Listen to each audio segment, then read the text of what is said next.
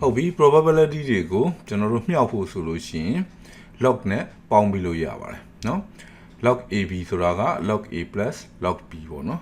ဒီမှာ logarithm ဆိုတာကကျွန်တော်တို့ base 2ကိုသုံးပါမယ်เนาะဒီမှာဆိုရင် log 0.75 + log 0.75 ပေါင်းလိုက်လို့ရှိရင် minus 3.425 ရပါတယ်เนาะဒီကောင်လေးကမှားနေတယ် 0.75 မဟုတ်အဲဒီကောင်က log 0.25 ဖြစ်ရမှာเนาะပေါင်းကြည့်လိုက်ရင် minus 3.245 ရပါမယ်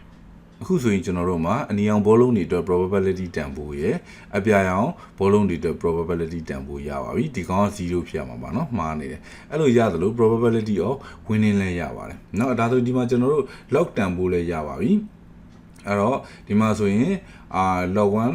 plus log 1 plus ဆို0ပေါ့เนาะ log 1ဆိုရင်0ရပါမယ် log 1ထက်ငယ်လို့ရှိရင်တော့ minus တန်ဖိုးတွေရပါလိမ့်မယ်เนาะဒါဆိုရင်သူ့ရဲ့ log တန်ဖိုးက0ပဲရတယ်ဒီကောင်ကတော့ log 0.75 ဆိုတော့ minus 415 ရပါမယ်เนาะအဲ့တော့ကျွန်တော်တို့ကlog function တွေကိုကျွန်တော်တို့ minus တွေနဲ့ကျွန်တော်တို့ထည့်ပေးလိုက်လို့ရှိရင်ဒီ equation ကကျွန်တော်တို့လိုချင်တဲ့ plus တန်ဖိုးရမှာဖြစ်ပါတယ်ဒါကြောင့်အဖြေက plus ရနေတာဖြစ်ပါတယ်ဒီမှာဆိုရင်လည်း log 0.5 ဆိုတော့ minus 1 ရပါတယ်เนาะဒါပေမဲ့ဒီ equation တစ်ခုလုံးကိုlog တွေပါတယ် log တွေကို summation လုပ်တဲ့ equation တစ်ခုလုံးကိုကျွန်တော်တို့ minus ထည့်ပေးလိုက်မယ်ဆိုလို့ရှိရင်ဒါဆိုရင် plus တန်ဖိုးတွေရပါတယ်เนาะအဲ့တော့ကျွန်တော်တို့log 2 probability of winning ရဲ့ log 2 တန်ဖိုးတွေရပြီဖြစ်ပါတယ်အဲ့တော့ဒီကောင်ကို average ပြန်ယူလိုက်မယ်ဆိုလို့ရှိရင် entropy ရပြီဒီကောင်ကတော့0ပဲဒီကောင်ကတော့ 0.81 ဟောဒီကောင်ကတော့1ရတာပေါ့entropy formula ကိုကြည့်အောင်ဘောလုံးက8လုံးရှိတယ်ဆိုပါစို့เนาะ red ဖြစ်နိုင်တဲ့ probability က 5/8 เนาะ blue ဖြစ်နိုင်တဲ့ probability က 3/8 ဆိုရင် entropy formula equation က minus 5/8 log 2 5/8 minus ဒီဘက်ကအပြာချမ်းအတွက် 3/8 log 2ပေါ့เนาะအဲ့တော့ red ball ကို m blue ball ကိုn လို့သတ်မှတ်လိုက်မယ်ဆိုလို့ရှိရင် entropy equation က minus m plus n เนาะဒီမှာ minus မဟုတ် plus ပါပြီးတော့ log 2 m plus n minus n by m plus n log 2 n by m plus n ဖြစ်ပါတယ်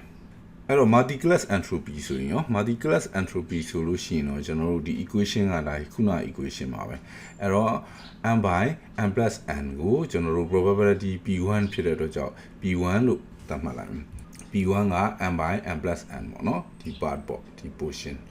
ဒီကောင်ကတော့ p2 လို့သတ်မှတ်မယ်ဒါဆိုရင် p1 p2 ပေါ့အဲ့တော့ entropy equation ကဘယ်လိုဖြစ်သွားမလဲဆိုတော့ entropy equal to minus p1 log 2 p1 minus p2 log 2 p2 ပေါ့ဟုတ်ပြီဒါဆိုရင်ကျွန်တော်တို့စီမှာ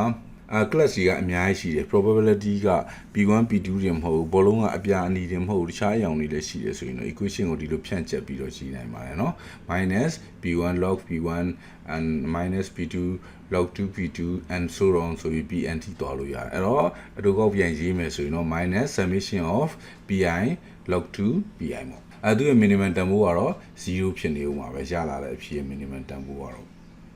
okay နောက် video သွားအောင်